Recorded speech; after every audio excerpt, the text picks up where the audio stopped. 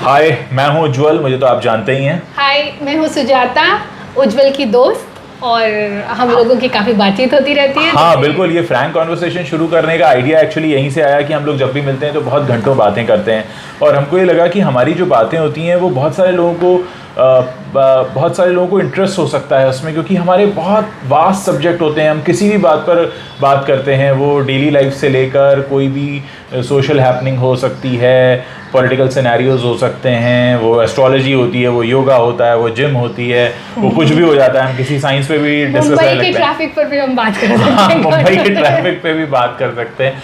हम लोग इतने सालों से एक दूसरे को जानते हैं, और एक सबसे अच्छी बात यह है कि सुजाता और मेरी दोस्ती की कि हम लोग बहुत सारी बातों में अलग हैं, लेकिन इसका मतलब ये नहीं है कि हम उन बातों को लेकर आपस में झगड़ा करते हो। हम एक दूसरे के ओपिनियन को समझने की कोशिश भी करते हैं, कुछ अलग तरह से लाइफ एक्सप्लोर भी करते हैं। बहुत सारी बातें जो सिमिलर हैं, ऑब्वियसली तभी दोस्ती हुई, और कई बार ऐसा भी लगता है कि नहीं यार ये अलग तरह का ओपिनियन है, तो कोशिश होती है समझने की।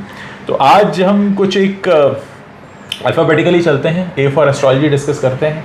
और एस्ट्रोलॉजी वो पंडितों वाली नहीं, बिल्कुल अलग तरह का जो एज अ साइंस हम या जैसे हमने एक्सप्लोर किया अभी तक।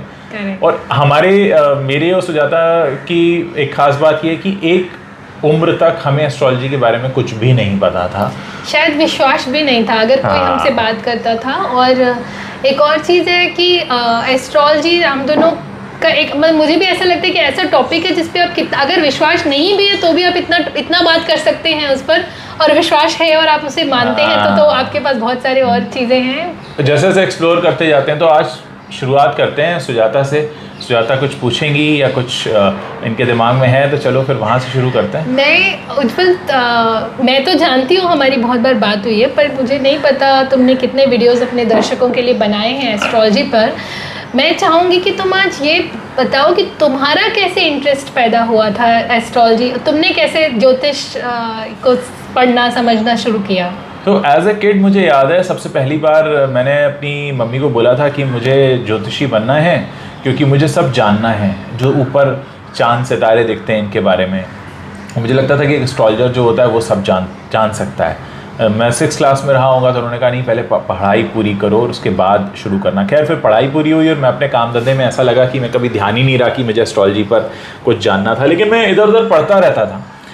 फिर लाइफ में कुछ ऐसे लोग एक के बाद एक मिले, और उन लोगों ने बहुत नई नई चीज़ें बतानी शुरू की। मुझे लगा ये बड़ा इंटरेस्टिंग सब्जेक्ट है। लाइफ में भी मेरे कुछ ऐसे उतार चढ़ाव जा रहे थे, लाइफ में करियर में भी उतार चढ़ाव थे, तो मुझे लगा कि नहीं, ये जानना चाहिए। मतलब मेरी सैटर्न की महादशा शुरू हुई थी, जो लोग एस्ट्रोलॉजी जानते हैं वो समझेंगे उसका मतलब। तो वहाँ से मुझे लगा कि नहीं, मुझे जानना चाहिए, तो मैंने पढ़ना शुरू किया। और सबसे अच्छी बात यह है कि मेरे दिमाग में कुछ पहले से नहीं था कि एस्ट्रोलॉजी ऐसा है। मैंने कहा मुझे शुरू से जानना है कैसा है, और मैंने जैसे जाना कि एस्ट्रोलॉजी, मुझे ऐसा लगा जैसे कि एक पैथोलॉजिकल साइंस है, जिसमें हम अपने बर्थ चार्ट में देखते हैं कि कहाँ क्या है, हमारे अंदर क्या कमियां हैं, हम उनको कैसे दूर करें। तो मैंने वहाँ से लेना शुरू किया, और मुझे लगा वही सबसे सही तरीका है। तो यहाँ हमारे दोनों का काफ़ी कॉमन ये है कि जैसे उज्जवल ने बोला कि शनि की महादशा शुरू हुई तो तुम्हारा उसमें इंटरेस्ट शुरू हुआ ज्योतिष में, और सेम मेरे साथ हुआ कि मेरी शनि की महादशा शुरू हुई और उज्जवल से बात होना शुरू हुआ, और उज्जवल ने ही मुझे बताया कि तुम्हारी शनि की महादशा शुरू हुई है। और फिर धीरे धीरे मेरा इंटरेस्ट शुरू हुआ, मैंने पढ़ना शुरू किया। उज्जवल ने भी मुझे बहुत सारी चीज़ें गाइड करी कि ऐसा है। और हम लोग पहले भी मिलते थे, बात करते थे, लेकिन एक टाइम तक, मतलब हम शायद 2005 तक से जानते हैं, और शायद 2012 तक हमारी जो भी बातें हुई हैं उनमें एस्ट्रोलॉजी कहीं थी नहीं। 2012 के बाद मेरा इंटरेस्ट शुरू हुआ, मैंने सुजाता को इंट्रोड्यूस किया कि एस्ट्रोलॉजी में ऐसा ऐसा है, और फिर उसको भी इंटरेस्ट आना शुरू हुआ। 2012 तक हमारी जो बातचीत होती थी वो ज़्यादा लिटरेचर, पोइट्री, कविताएं, कहानियाँ, राइटर्स, उन पर होती थी, और छोटे यूपी, छोटे शहर को लाइफ, बॉम्बे की लाइफ, हम दोनों यूपी से आते हैं, ये कानपुर से आती हैं, मैं बरेली से आता हूँ, दोनों बॉम्बे में हैं। तो एक वो कंपैरिजन हमेशा आता था कि यार छोटे शहरों में लाइफ कैसी होती है, हमारा बचपन कैसा बीता, फिर यहाँ के बच्चों का बचपन कैसा है, यहाँ की लाइफ कैसी है, वो सारे कंपैरिजन्स। फिर सुजाता की जो अपब्रिंगिंग रही है, जिस तरह की फैमिली में हुई है, मेरी भी कुछ वैसी ही मिलती जुलती फैमिली में हुई है, तो हमारे जो बचपन की बातें हैं वो बड़ी मेल खाती हैं। वो होता क्या था कि हम फिर कंपैरिजन में चले जाते थे, ये होता था। फिर पोइट्री, इनफैक्ट मैंने पोइट्री बहुत लेट करना शुरू की, सुजाता बहुत समय से पोइट्री करती रही है, तो हमने वो सारी चीज़ों को एस्ट्रोलॉजी से समझा। मुझे लगता है हम एस्ट्रोलॉजी से भटक कर अपनी पोइट्री में चले गए, एस्ट्रोलॉजी पर आते हैं। तो हमारे साथ ये होता है कि हमें जब हम मिलते हैं तो हमें पता नहीं होता है, जैसे सभी दोस्तों में होता है कि क्या बात करेंगे, बट हमारी बात कहीं चली जाती है और वो बहुत लंबी हो जाती है। तो एस्ट्रोलॉजी को लेकर के हाँ, मेरा इंटरेस्ट मैं बोल सकती हूँ कि उज्जवल के साथ रहते हुए बात करते हुए शायद ज़्यादा बढ़ा है, क्योंकि पर मैंने जैसे जैसे उसे समझा और मैं उसको लेके एक ज़रूर कहना चाहूँगी कि हमारे यहाँ जो ज्योतिष है वो बहुत सीमित कर दिया गया, क्योंकि मुझे ऐसा लगता है, जो हमारी कई बार बात हुई है कि उसको धर्म से जोड़ दिया गया है, पर मुझे हमेशा इस बात का अफसोस होता है कि जैसे ज्योतिष और योगा, ये दो ऐसी चीज़ें हैं जिन्हें धर्म से नहीं जोड़ना चाहिए। ये दोनों अपने आप में एक, ज्योतिष एक अपने आप में साइंस है और योगा अपने आप में एक वेलबींग का जो तरीका है वो स्पिरिचुअल तो हो सकता है, बट वो धार्मिक नहीं हो सकता। हाँ बिल्कुल सुजाता, एक्चुअली वही होता है, ये एक पॉइंट है जहाँ पर मैं और सुजाता बिल्कुल एक ही जगह पर खड़े हैं और एक ही जगह से देखते हैं लाइफ को। जैसे इस समय लाइफ को मैं यहाँ से देख रहा हूँ, सुजाता वहाँ से देख रही है, लेकिन ये जो पॉइंट है हम लोग एक ही जगह से देख रहे हैं।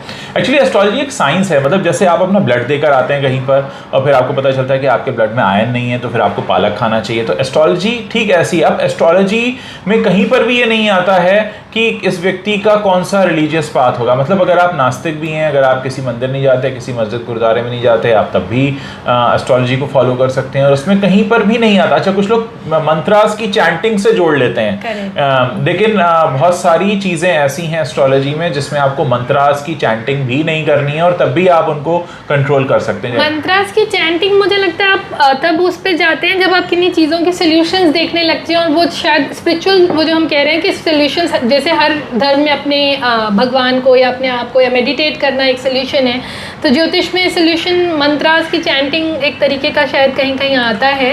पर अगर तुम जैसे मेरा उससे पहले एक और ये चीज़ है, जब उज्जवल से मिली मैं और मेरा ज्योतिष में इंटरेस्ट पैदा हुआ, पर उससे पहले मेरा इंटरेस्ट था, मेरी बहुत फेवरेट बुक थी जो तुमको भी मैंने शायद बोला था पढ़ने के लिए, लिंडा गुडमैन। तो वो भी एस्ट्रोलॉजर है, वो अमेरिकन एस्ट्रोलॉजर है, उन्होंने सन साइन पर बात करी है और हम जब अपना देखते हैं तो मून साइन। एक्चुअली बस वही एक मेजर डिफरेंस है। मैंने हमेशा लोगों को बताया कि मून सिर्फ 2.5 दिन के लिए एक राशि में आता है और सन पूरे 30 दिन के लिए आता है। तो अगर आपको इन डेप्थ स्टडी करनी है तो आप 30 दिन का ब्रैकेट नहीं लोगे, फिर आप 2.5 दिन का ब्रैकेट लोगे।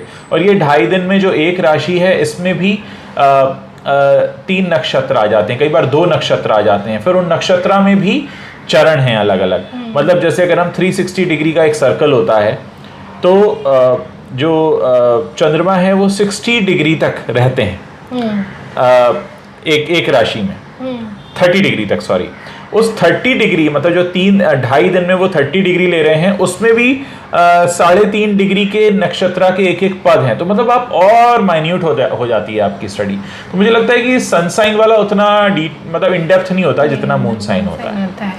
पर मेरे मतलब वो जब आप छोटे होते हो 10th 11th में जब आपका इंटरेस्ट शुरू होता है, तो मेरा उसी तरीके से हुआ था कि हम सन साइन, अच्छा तुम्हारा भी सन साइन ये है, हमारे दोस्त जो बनते हैं अच्छा ज़्यादातर इसी सन साइन के बनते हैं, वो उस तरीके से बात शुरू होती है। और फिर वो, पर मुझे तुम्हारी ये जो नॉलेज है वो मुझे हमेशा ये होती है, उज्जवल बैठे बैठे फटाफट ये उस लेयर में गया, उसमें गया, ये इसमें गया, ये, तो मैं बहुत हैरान रह जाती हूँ। मैं हालांकि नोट डाउन करती हूँ उज्जवल से बात करते हुए, कई बार मैं लिखती हूँ, अच्छा ये वाला ग्रह इसमें है इस समय, ये लग्न में है, ये कहाँ है। तो तुम्हारी तो एक्चुअली एस्ट्रोलॉजी का ऐसा है कि जो लोग प्रैक्टिस कर रहे हैं वो जानते हैं। जैसे आप जो लोग क्रिकेट फैंस हो, जैसे मैं क्रिकेट बिल्कुल नहीं देखता, ये भी एक अलग सी बात है। लोग हमेशा कहते हैं क्रिकेट लवर्स होते हैं इंडियंस, मैं क्रिकेट बिल्कुल नहीं देखता। अगर आप मुझसे पूछ लें कि अभी इंडियन क्रिकेट टीम का कैप्टन कौन है, तो क्योंकि अभी विराट कोहली ने रिजाइन दिया, तो मुझे पता है कि विराट ने रिजाइन दिया है खबरों के हिसाब से, लेकिन मैं इतना फॉलो नहीं करता क्रिकेट को। क्रिकेट का एग्जाम्पल से दे रहा हूँ कि एस्ट्रोलॉजी भी ऐसा ही है। जैसे आपको पता होता है ना कौन से टीम के साथ किसका मैच हो रहा है, किसने कितने विकेट लिए हैं, किसने कितने लोगों को आउट किया है, कितने 6 मारे हैं, तो एस्ट्रोलॉजी भी ऐसा ही है, आप जब ट्रैक करते हो तो आपको पता होता है अच्छा वीनस यहाँ है, यहाँ से यहाँ तक, फिर ट्रांजिट में ये है, फिर जुपिटर यहाँ पर है, सैटर्न यहाँ पर है। मैं बहुत अच्छे एग्जांपल देना चाहती हूँ उज्जवल, जिसपे हम लोगों ने जब शुरुआत में मेरी उज्जवल से बात होनी शुरू हुई तो मैं कैसे ये हो जाती थी। जैसे मैंने बोला कि सपोज फॉर एग्जांपल अभी ये वाली सरकार है और ये नेता अभी यहाँ पे रहने वाले हैं या इस चुनाव में जाने वाले हैं। उज्जवल बोलेगा नहीं जाएंगे नहीं, इनका ये बहुत अच्छा है, अभी ये रहने वाला है क्या ये। और फिर हम बोले अरे इलेक्शन की जरूरत ही नहीं है, तो हमें पहले पता चल गया कि रहे। अभी जैसे कई बार हम इस पे बात करते हैं कि जैसे मेड्स पर हम लोग बॉम्बे में जो लोग भी अभी तो शहरों में जो भी लोग रह रहे हैं सबको पता है कि मेड्स की एक बड़ी प्रॉब्लम है। तो जब हम बात करते तो उज्जवल का एक नया एंगल होता था कि जो नौकर चाकर है ना वो एक्चुअली आपकी पत्री में आते हैं कि कहाँ कैसे। एक्चुअली तो उज्जवल बता रहता था कि ये दिक्कत इस आदमी को तो नौकरों की रहने वाली है क्योंकि उसकी पत्री में नहीं है या इसके पत्री में है। एक्चुअली क्या होता है कि सैटर्न डिसाइड करता है हमारे सबऑर्डिनेट्स।